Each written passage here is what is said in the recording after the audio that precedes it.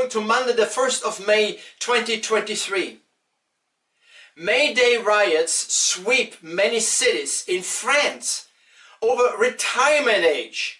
As time progresses, happenings around the world will become progressively more violent.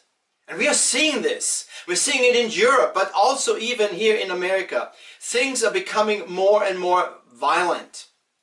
And that's another sign that we're given to know that we are getting close to the rapture.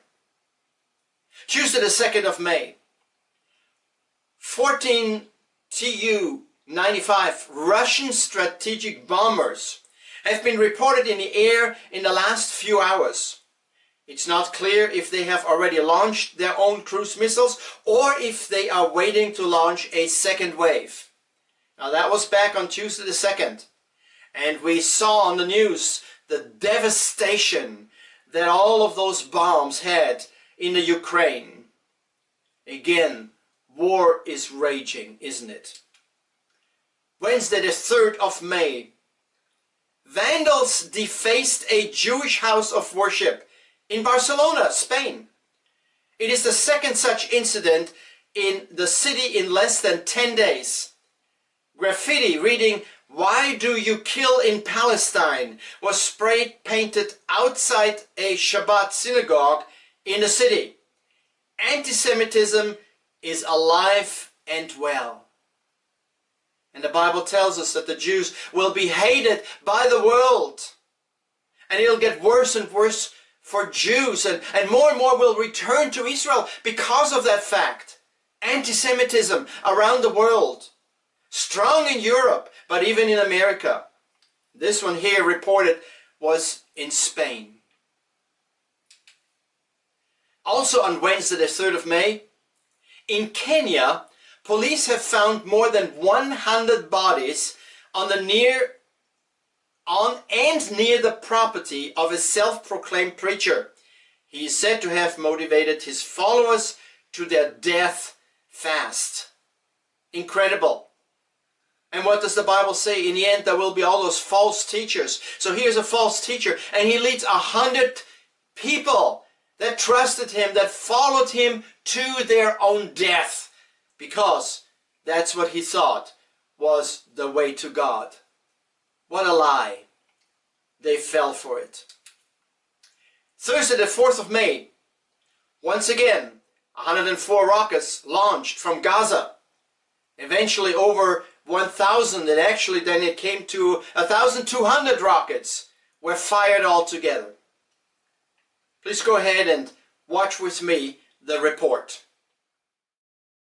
Israel and Gaza terror factions reportedly agreed to a ceasefire early this morning after a day-long flare-up in violence that saw 104 rockets and mortar shells fired into Israel, according to the IDF.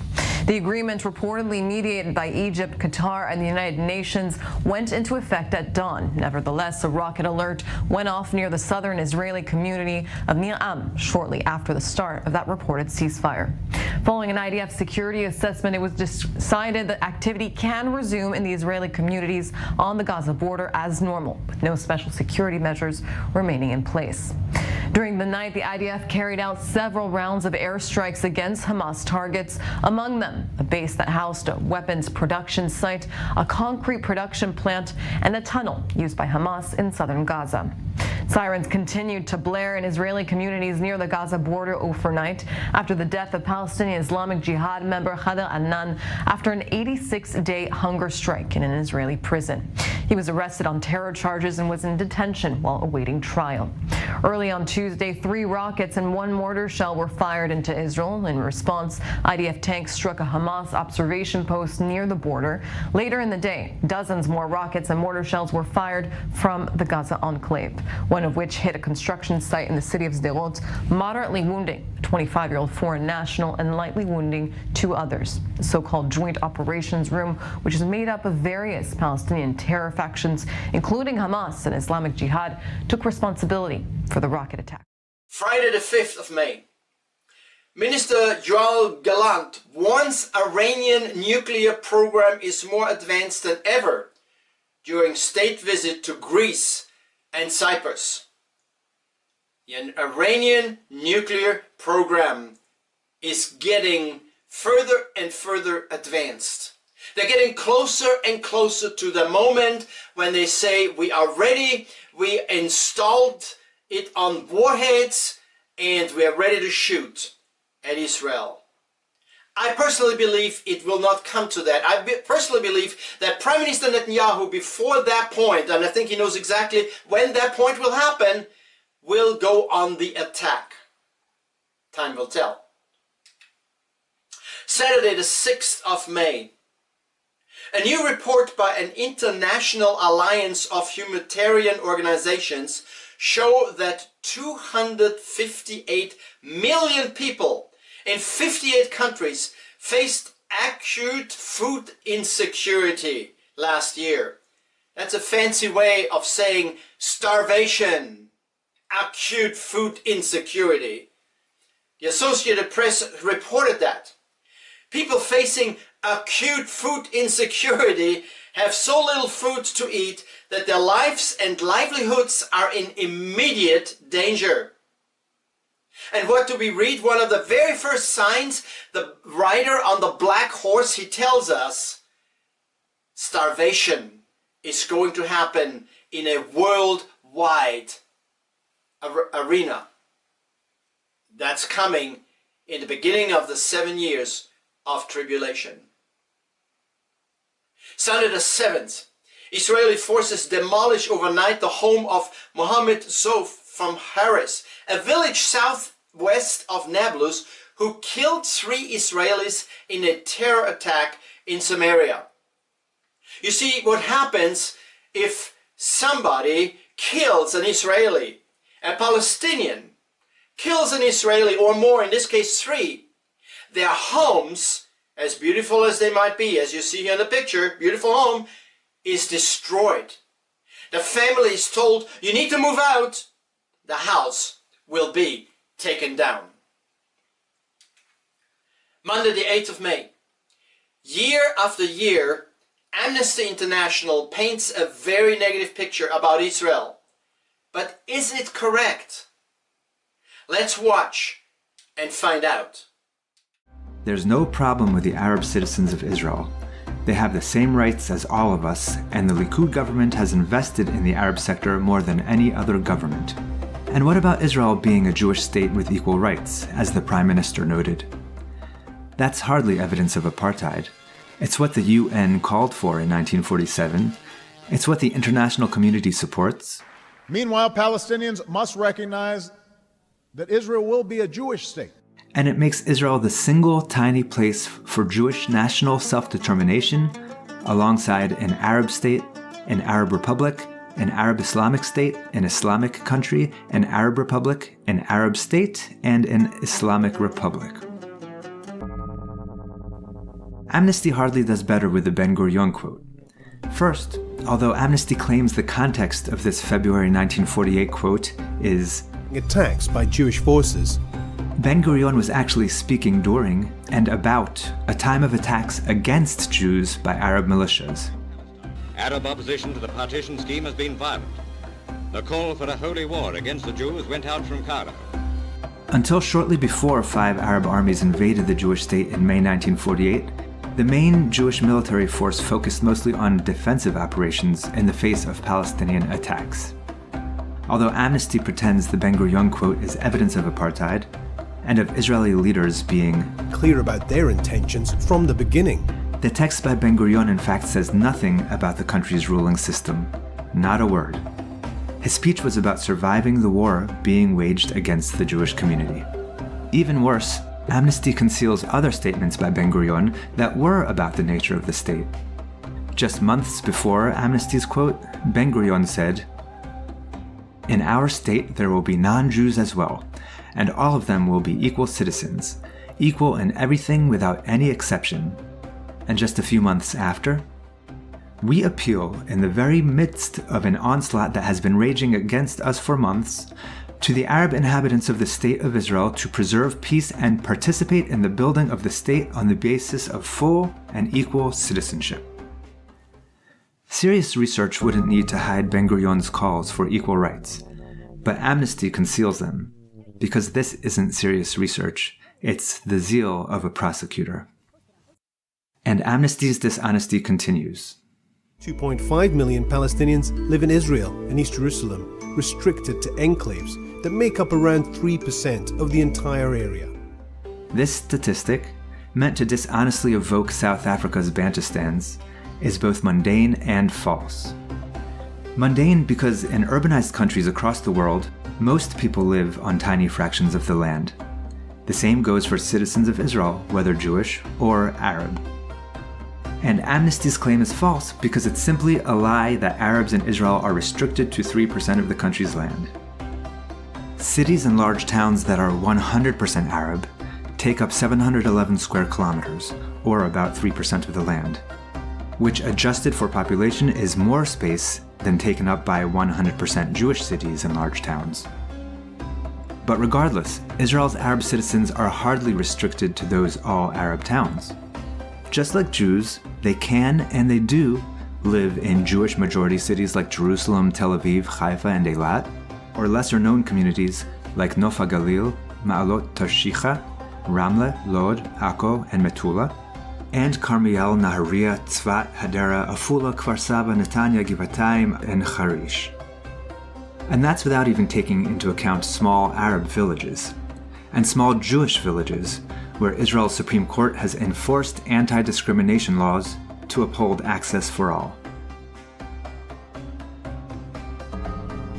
The Supreme Court's ruling also makes clear that a related allegation by Amnesty, that Arabs are barred from living in 68% of all towns in Israel. The 9th of May. The Israeli Defense Forces killed 3 top Palestinian Islamic Jihad leaders in strikes across the Gaza Strip early on Tuesday morning, following a month of intermittent confrontations with terrorists in the Palestinian enclave. And so Prime Minister Netanyahu waited till the time was right. And there were 3 leaders, and all 3 were taken down on this Tuesday morning, the 9th of May. They're gone. In fact, 2 more after that were also eliminated. So the head was cut off of the Palestinian Islamic Jihad. Wednesday, the 10th of May. Ukraine shot down a Kh-47 Kinzhal. Yes, quote, yes, we have shot down the unparalleled Kinzhal. Alashuk continued, adding that the hypersonic missile was downed with the American Patriot missile on May 4th after it was launched from a MiG-31K. The war continues in Ukraine. It only gets worse.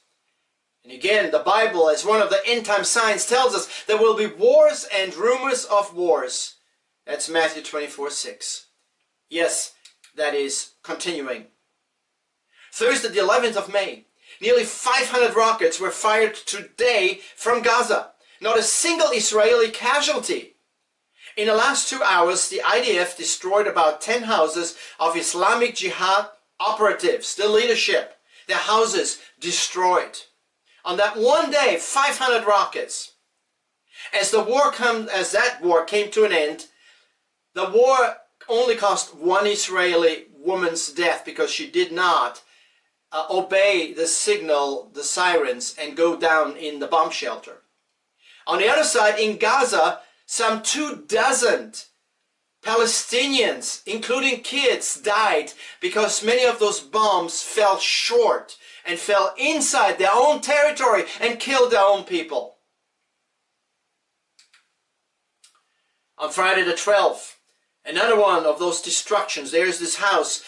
Israel knew what was going on inside. Some of it is production of bombs. Others are launch pads. Close to schools. They were taken out, but at nighttime when there were no kids anywhere around. And this is another example.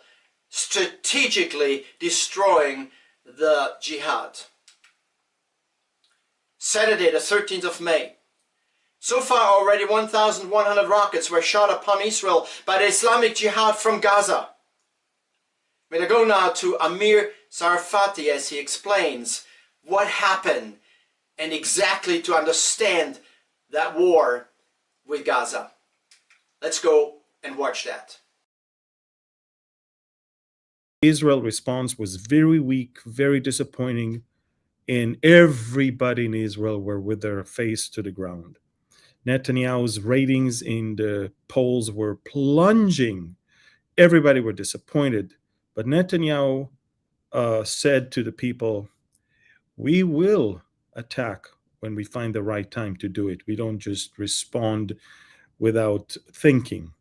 And sure enough, 3 days ago, at 3:30 a.m., in something that will be studied in military academies, I think, in the future, simultaneously in 3 different places along the Gaza Strip, 40 aircrafts were in the air, and at the same time, 3 of the top commanders that we've been looking for many, many months, 3 of the top commanders of the Islamic Jihad were killed in their homes. These are the 3. All 3 of them, within 30 seconds, 3:30 a.m., 3 days ago, were killed, and that began Operation Shield and Arrow, the killing of these 3 people. The Islamic Jihad was in shock for more than 12 hours. They did nothing because their commanders were gone. And then they immediately appointed the deputies to be their commanders, and we killed them as well. And this 3 grew up now to 5, as you can see. And now the top 5 are gone, and if that's not enough, they kept on shooting, and just 2 hours ago, Israel killed the most senior of all. We finally found him. He was running away, and in the 5th floor of a 6-story building, in the back room, the rocket found him, and that's the guy, and he is the last of the 6. There is no more senior leadership of the Islamic Jihad military wing in Gaza right now. This is something that Hezbollah is watching, Hamas is watching. It's something that all the terrorist organizations watch because they are stunned at 3 things: the technological advantage, the intelligence advantage, the operational advantage, and the determination of Israel not to stop after 1 or after 2, after 3, but all the way. And that is maybe the explanation to the fact that, they're being left alone. But before I talk about that, let me tell you who is really behind all of this, because you may not know, but Gaza Strip is a hornet's nest. I mean, it's Iran is basically the one who funds all of the terrorist organizations in the Middle East. And take a look at what the Islamic Jihad is getting from this thing. So first of all, Hezbollah is their main arm. It's literally one of the brigades in the Iranian Revolutionary Guards. We're talking about $7 million that they send every year. There is their proxies in Syria, their proxies in Iraq and Yemen. But then, of course, you can clearly see that in the top left, you see both Hamas and the Palestinian Islamic Jihad that are getting tens of millions of dollars a year. So this is the investment of Iran, and Iran is not happy right now because a big portion of their investment is gone. Now, let me show you what they want you to see. The pictures. They hired professional photographers, and they take wonderful pictures of rockets that are flying from Gaza towards Israel.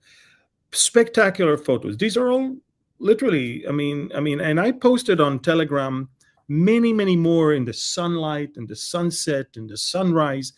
They edit them, they make them look heroic. These are all rockets flying from Gaza to Israel. That's what they want you to see. What they don't want you to see is that 1/3 of all of these rockets fly from Gaza, but eventually lose momentum and fall on Gaza. Take a look at this video that Israel took. It's with the night vision, and we circled in red circle the rockets that actually didn't make it. There's quite a few rockets that made it, but take a look at those that lose momentum, lose power, and then from all the rockets that are flying from different directions, by the way, look at those that are now falling right there, back down on the heads of the people of Gaza. And at least 4, if not 10 people, I mean, they don't give you the exact number, but at least 4 that we know died from their own rockets falling on their own heads. This is something, trust me, they do not want you to see. We now come into Sunday, the 14th of May. Israeli attacks continue on rocket launchers. 2 of the rocket launchers that were attacked in the Zetoun neighborhood in a northern Gaza Strip are located near the Alarm Eshkol school.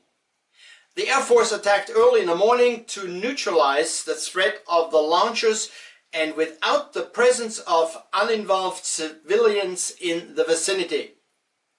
You see, what the enemy does is they put their rocket launchers next to schools because they know the Israelis will never attack schools with all the children. So what do the Israelis do? They wait till the night. They wait till all the kids are cleared out, they're home asleep, and that's when they come in and destroy those rocket launchers. Monday the 15th of May. Scholars expound on Mount Ebal curse tablet with oldest Hebrew text. The 3,200-year-old find could prove Israelites were literate when they entered the land. A lead tablet found at a site where millions of Jews and Christians believe the Israelite leader Joshua built an altar contains the oldest Hebrew text ever found in the land of Israel, as well as the name of God. And so what that means is that when Joshua came across the Jordan River and entered the land, there was already a written language, which means Moses literally did write the first 5 books of the Old Testament. He knew how to write. Language was already invented. And so this tiny little tablet proves that this is true. An amazing find. Tuesday the 16th of May. Israel's first unmanned submarine in service. I want you to watch that. Israel Aerospace Industries has unveiled the new Blue Whale unmanned spy submarine. It's the aerospace firm's first effort to create autonomous underwater vehicles. The Blue Whale uses sonar to gather intelligence and detect mines and has enough power to submerge for up to 4 weeks. According to IAI, the submarine can gather covert intelligence and detect enemy threats. IAI said Blue Whale uses radar and electro-optical systems to detect sea and coastal targets. It's equipped with sonar capabilities to gather intelligence, detect manned and unmanned submarines, and map out naval mines. Intelligence is relayed in real time to a designated command center via a dedicated broadband-secured satellite channel. The submarine's battery bank can sustain continuous operation for 2 to 4 weeks, and it can be transported in a 40-foot shipping container. Ahead of the announcement, the unmanned sub conducted thousands of hours of submerged and autonomous operations. Blue Whale appears to be a commercialized version of the Castron autonomous underwater vehicle, which was developed for the Israeli Navy and revealed by the Defense Ministry in 2017. Wednesday, the 17th of May. Police are on high alert for terror attacks, including missile attacks. 15 suspected of planning to disturb the peace or harm Jerusalem Day events have already reportedly been arrested. The Flag March is an annual highlight of Jerusalem Day. Festivities which celebrate the anniversary of the Israeli capital's liberation during the 6-day war. Thursday the 18th. France issued an international arrest warrant this evening against the governor of the Central Bank of Lebanon. the Christian Riyad Salami and his brother because they did not show up today for an investigation by the French investigators. The two are accused of stealing hundreds of millions of dollars from the funds of the Central Bank of Lebanon, to which they are entrusted.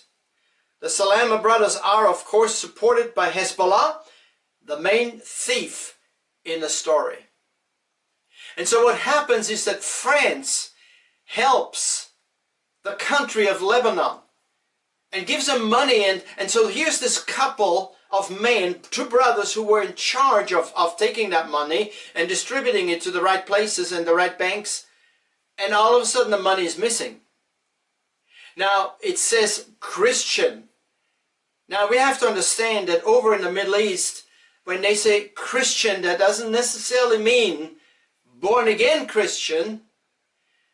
It just means they are in a so-called Christian denomination, going through the motions of their denomination, but not having the love of Christ in their heart.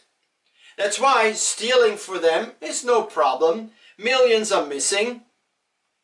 And so those two brothers, of course, now are in trouble. It's also interesting that they are in cahoots with Hezbollah. And Hezbollah, of course, is that part, it's called the Party of Allah, who wants Israel dead. And so those Christians are apparently supporting Hezbollah in their efforts. Unbelievable. Friday the 19th of May, Russia, Syria, Turkey, and Iran hold high-level talks in Moscow. The talks are taking place as Syrian President Bashar al-Assad mends ties with regional powers after more than a decade of isolation. What I find so interesting is that those four are exactly the one that the Bible describes involved in the Gog and Magog war of Ezekiel 38-39. Now we know that Syria, the land of Syria, is destroyed and bombed and so many millions killed, but it's the staging ground for that war. So it's very important to have that land for Russia, for Iran, and also for Turkey. Turkey and Iran have huge armies. Not so much Russia, but Russia will be the head. Russia will be the one that will direct this war. And it's so interesting, as those countries approach Israel and start fighting, God gets directly involved, and the Bible tells us that the nations of those men right here are going to start to fight each other. Probably over the loot. I want this. No, I want that. And they start to fight. And as a result, Israel will be victorious in that terrible war. Saturday, the 20th of May, law enforcement officers in Alberta, Canada, reportedly arrested a teenager handing out Bibles after an altercation broke out between him, his supporters, and a group of counter-protesters. Josh Alexander, 16 years old, tweeted Wednesday he was handcuffed and put in paddy wagon for offering students Bibles on a public sidewalk in Calgary. So he stands there and hands out Bibles, and there's a group that are protesting that. And police comes, and what do? They handcuff Josh for handing out Bibles. It's against the law to hand out the Word of God. Unbelievable. In Canada. This is not in Russia. This is not in Iran or in North Korea. That's in Canada. Now here's something very interesting. I watched this report on the morning of Saturday the 20th. In the evening of Saturday the 20th, I watched another report from Alberta. This is what it says. The same day, in evening news, close to 100 wildfires raging across the Alberta region of Canada have forced more than 29,000 people to flee in what officials have called an unprecedented situation for the province. How about that? Is this coincidence? I believe God is in charge of everything, into the great detail of everything. Yes, there is His allowing will that allows things to go on, but there's also His direction, and what He directs will happen. What an interesting report on the same day, two of them. We go on to Saturday the 20th of May. Take a look at Canada's first hydrogen-powered train, which emits only water and will start services this summer. The train, developed in Alstom in Europe, first entered commercial operation in Germany in 2018. You might not have known, already for 5 years. They are using this incredible technology of hydrogen power that emits water. That's it, just water. Daniel 12:4 tells us that the knowledge will increase. And what are we living in days where the knowledge is the hockey stick, you know, as they call it. It just takes off like crazy worldwide. Sunday the 21st of May. Hamas doesn't like these sights of nearly 200,000 Jews at the Western Wall singing, dancing, thanking God for that they were brought back into our ancient and ancestral capital of Jerusalem. Just a reminder that Jerusalem is mentioned over 900 times in the Bible and not even once in the Quran. That's the truth. Monday the 22nd of May. Hungary is expected to soon announce the transfer of the embassy to Jerusalem. Senior officials in the Jewish community in Budapest, who spoke with associates of Hungarian Prime Minister Viktor Orban, says that the decision has already been made and that the two countries are now discussing the appropriate timing for it. If it does happen, Hungary will be the first EU member state to do so. Of course, America has done it already quite a while ago. Tuesday the 23rd. A tsunami warning has been issued for Australia's Lord Howe Island after a 7.7, that's huge, magnitude undersea earthquake struck southeast of New Caledonia. And so I didn't hear any further, so I guess it wasn't a big destructive earthquake. But nevertheless, a 7.7 in the ocean is huge. Wednesday, the 24th of May. More than 20 rivers have burst their banks in Italy, leaving 13 people dead and forcing thousands from their homes after 6 months rainfall fell in a day and a half. Tremendous amount of rain coming down on Italy. Thursday, the 25th of May. Target has released its latest Pride collection, ahead of what society has deemed Pride Month in June, which the far left uses to heavily push their radical gender ideology upon adults and children alike, despite the fact that the overwhelming majority of Americans do not identify as LGBT alphabet. But that's the times we live in. Their agenda gets pushed to the foreground. All over America. It is frightening. Friday the 26th of May. Christians march in support of Israel in Jerusalem. In May of 1967, Israel was attacked by its surrounding nations. But Israel prevailed and took back the city of Jerusalem as well as part of Samaria and Galilee. Here are some surprising celebrations. I'd like you to watch this next segment and see what happened. Welcome to the March of Nations here in Jerusalem. As you can see behind me and all around me, marchers here from 30 countries or more, Christians from around the world who support Israel and wanted to be here in Jerusalem to show their support with flags, with t-shirts, and of course with plenty of spirit. There are, of course, many, many marches here in Jerusalem of Christian supporters of Israel, but this one is extra special. It's sponsored not only by the Jerusalem municipality, but also by an organization called March of Life, an organization founded in 2007 by descendants of Nazi perpetrators of crimes during the Holocaust. We caught up with a number of staff members and activists from the organization. Here's what some of them had to tell us about their own family stories and what it means for them to be here in Jerusalem on this day.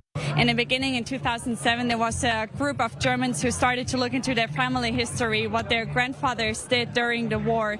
And my parents, they started to ask their families and to do researches, and what they found out was that their grandfathers were all actively involved in the Shoah. And the thing was that in our families, they never spoke a word about it. There was always this veil of silence, the indifference. And step by step, during puberty, I got questions about identity, about who am I, what it means to be a German. So my parents started to talk about my family history, our family history, and the guilt of our family. And this brought me to become also a member from the March of Life movement, to make an active change, because I saw anti-Semitism in my school, and I always asked myself, how is this happening after the Holocaust, after the war, that Germans are still making jokes about Jews? How are these things still happening? So this brought me to become a member and to become active against anti-Semitism and for the Jewish people. So all of my 4 great-grandfathers were involved in the Holocaust, but they didn't talk about it afterwards. One of them, he was born and raised in Romania as a German, and when he heard about what's going on in Germany, he went all the way to Germany and to voluntarily join the SS. And we know that the SS was the toughest part of the German army at that time, and he became a sniper in all over Europe. He was he was killing Jewish people all over Europe, and there's blood and on his hands, and he was responsible for stealing the property of Polish and Jewish people, and then to put Germans into their homes. So he was active, and he was I'm so sorry. He knew the ideology, and he was part of that, and he never denied that ideology, and he never denied what he did. And my other great-grandfather, they always said that he couldn't go to the war because of a lung disease, and that was true, but it was only part of the truth. And what we found out last year is that he was working in Auschwitz for 2 years as a metal worker at a time where all the gas chambers got installed. So he saw everything what happened there, and he was part to construct the platform for the death of thousands of Jews, millions of Jews. And when I heard this, it just broke my heart. And my other great-grandfathers, one of them, he was a soldier. He was fighting in Russian and Ukrainian. All the places that we see right now in the news where the Ukrainian-Russian war is, he was there also killing people, responsible for the deaths of many Jews, of many Ukrainian and Russian people. My other great-grandfather, he was like an overviewer in a tank factory, and it is known that he was a really brutal man. So all of them, they were really, they knew the Nazi ideology and they lived it. It was not only that they knew it, they lived that. And of course, this march isn't just another show of support from Christians around the world. It's happening this week as Israel marks and celebrates Jerusalem Day, the anniversary in the Hebrew calendar of when Israel took territorial control of the east of this city in 1967. On Thursday, we're expecting a very controversial flag march of a different kind, Israeli flags marching through the heart of the Muslim quarter, a march that has gotten plenty of attention. But this march shows there are other events over the course of this week of a different nature that also show love of Jerusalem, in this case, from around the world. Owen Alterman, I-24 News, here on the streets of Jerusalem. Saturday, the 27th of May. During its first operational debut, David's sling intercepted 2 Islamic Jihad rockets fired at central Israel. David's sling is a long-range, multi-mission interceptor designed to intercept ballistic missiles, rockets, high-flying airplanes, and UAVs. Given the multi-level capabilities of Israel's enemies, David's sling will help bolster the Jewish state's defense. It is fairly new, it is very important, and it already has had its first debuts in firing and taking down jihad rockets that came towards Jerusalem. Let's go ahead and watch this. During Operation Shield and Arrow, history was made. For the first time, the David Sling was put into operational use, intercepting 2 Islamic Jihad rockets. A long-range, multi-mission interceptor, the David Sling is designed to intercept ballistic missiles, rockets, high-flying aircraft, and UAVs. When 2 rockets were fired toward Jerusalem and Tel Aviv, the David Sling acted precisely to neutralize the threat. David Sling operates with one purpose: to save lives. Sunday, the 28th of May. The 6-day war of Israel. I'm not sure how much each one of you knows about that war. I don't know how much you know about the miracles that happened throughout that war. Absolutely incredible. But absolutely necessary for Israel to win the 6-day war. And as the title says, in just 6 days it was over and Jerusalem was back in the hands of Israel. And not only Jerusalem, but also the Golan Heights. It was an amazing war. And there is a 10-minute presentation of that war that I'd like you to see, because it was that important for Israel to win that war. Let's watch.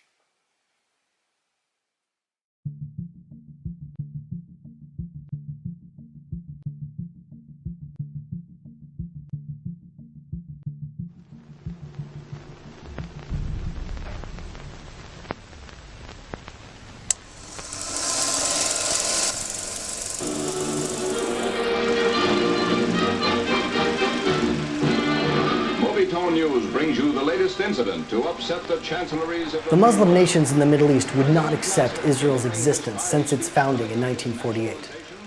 They began amassing huge amounts of sophisticated weaponry and lobbying for the implementation of boycotts, divestment, and sanctions against the Jewish state.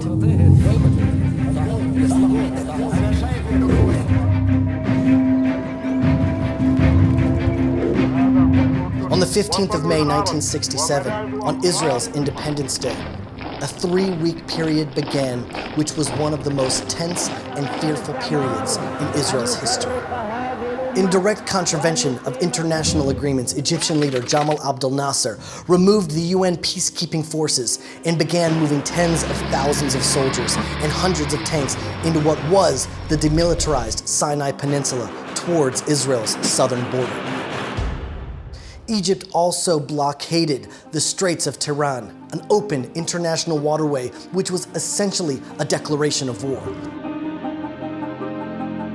Israel turned to the nations of the world, primarily to the United States, for assistance against Egyptian aggression, but somehow all Western countries decided to remain neutral. Very quickly it became apparent that the promises were all but forgotten. Israel, with 2.5 million Jews, was left alone to face the might of the Arab nations. Egypt, Syria, Jordan, Iraq, and Lebanon formed a military alliance and began moving forces into Jordan towards Israel's borders. When the Arab countries realized that the world had abandoned Israel, many other Muslim countries were openly calling for the destruction of Israel. The will and means to murder millions of Jews were evident. Top IDF commanders expressed their concerns at the high price Israel was liable to pay in a war with the Arab world. Some military experts projected a toll between 20 and 100,000 lives. Israel prepared cemeteries all over the country, ready to accommodate many expected victims. Massive parks were prepared in Jerusalem, Tel Aviv, and other cities in case the cemeteries would have no more space. World governments, instead of defending Israel's right to exist, warned Israel continuously not to attack. However, the people of Israel had no choice but to go to war, to defend their country and their very existence. At 7:15 a.m. on June 5th, 1967, the IDF launched Operation Moked, Focus. Almost the entire Israeli Air Force was dispatched in a daring mission. Only 12 planes stayed behind. The risk of this operation was extraordinary, as the fighter pilots flew at an unprecedented low altitude of less than 20 meters above the ground. Egypt had the most advanced ground-air missile defense systems in the Middle East. Most of the Israeli jets were old and outdated French planes. If the Israeli jets would have been detected, many would have fallen, and Israel would have been left with practically no air force. And then, a miracle occurred. The most advanced Russian MiG jets that patrolled the airspace along the borders between Egypt and Israel were, for that one critical hour, grounded. Incredibly, at that very same time, the top commanders of Egypt, Jordan, and Iraq flew together to observe the Egyptian forces invading Sinai. The Egyptian officers had ordered all anti-aircraft units not to fire unless given a direct order as long as they were in flight. This created total confusion on the Egyptian ground as Israel struck exactly in that window of time. By 7:45 a.m., the high hand of Providence resulted in the Israeli Air Force reaching all the Egyptian airfields without even one plane being detected. More than 200 Egyptian planes, almost half of Egypt's fleets, were almost instantaneously destroyed, also bombing the runways and making impotent the mightiest air force in the Middle East. General Moti Hod, commander of the Air Force, said, "In my wildest dreams, I never would have conceived of such an incredible success." A second wave of Israeli jets were directed to Cairo to confront the remains of the Egyptian Air Force. And here, another miracle occurred, no less miraculous than the first. Even though Israel had lost the element of surprise and the anti-aircraft systems were operating with full capacity, Egypt was only able to hit one Israeli plane. The Israeli Air Force went on to destroy a total of more than 300 Egyptian planes, and every airfield in Egypt was neutralized. It was nothing less than a military miracle, seemingly impossible. And then, another miracle occurred. It was as if God hardened the heart of the Egyptian President Nasser, who continuously gloated about his glorious military victory over Israel. In the Arab media, President Nasser spoke of the end of Israel's air force and of the Egyptian tanks on their way to Jerusalem. Jordan, Syria, and Iraq believed these bombastic statements and wanted to join him in the great victory against the Jews. All the Arab air power struck simultaneously on multiple fronts. In almost any other scenario, Israel would not have been able to respond as quickly as it did. The timing was seemingly orchestrated to position Israeli jets exactly where they should be. Not in 6 days, but in 6 hours, the war was won.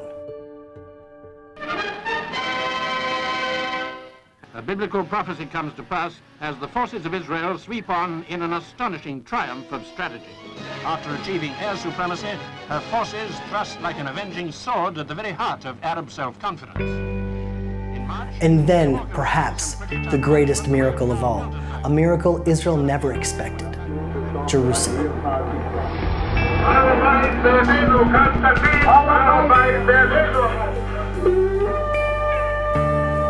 Again, it seemed as though it was a divine appointment in time.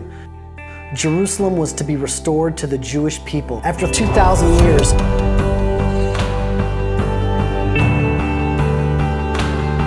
The enemies of Israel had twice as many soldiers as we did, 3 times as many planes, 4 times as many tanks.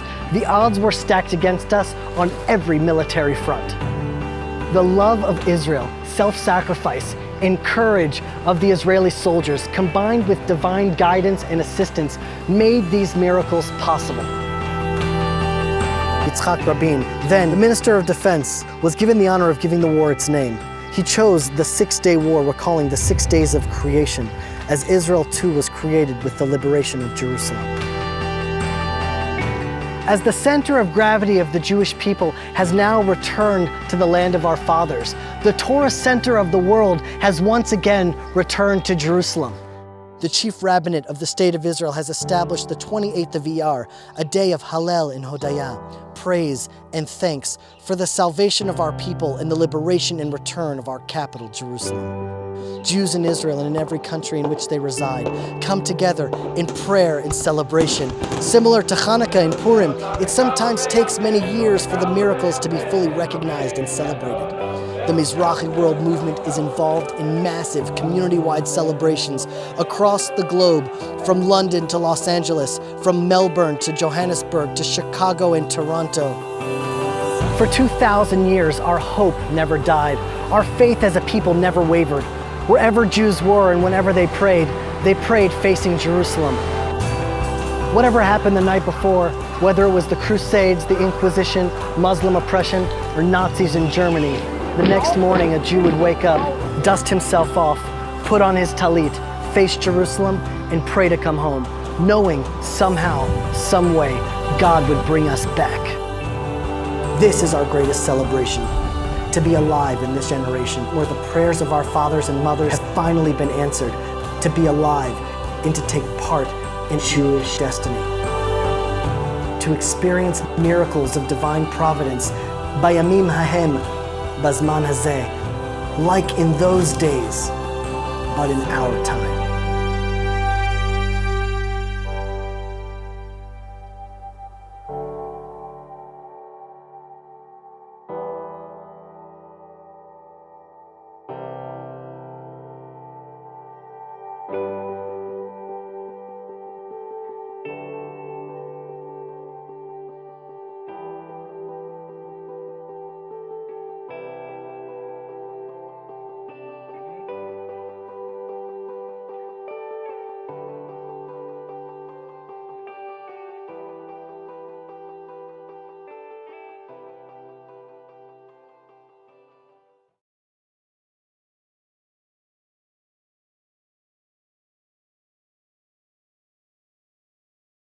An incredible war that was. I was only 17 when that war went on, but I remember clearly. And it was phenomenal to see what Israel could do. But it wasn't so much Israel, it was God behind it. You see, Israel is still God's people. Even though they rejected Jesus, but we know from the book of Romans that at the end of time, they will come to Jesus. Many will have to die. In fact, the Bible tells us 2/3 of all the Jews will yet have to die. But the remnant will find Jesus, their Messiah. And that's the good news.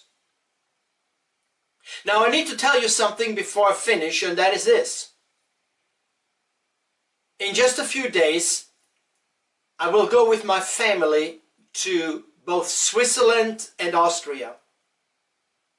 There are some very interesting sights in both of those countries. I'm going to make films of what I'm talking about. And it has to do with which happened 500 years ago, but which will happen soon again. And then next month, I will show you those clips as part of Monday Night in Prophecy. So be sure you tune in again next month, July, first Monday of the month, when we talk about what God is doing both in the past and in the future. Until then, God bless you. Bye-bye.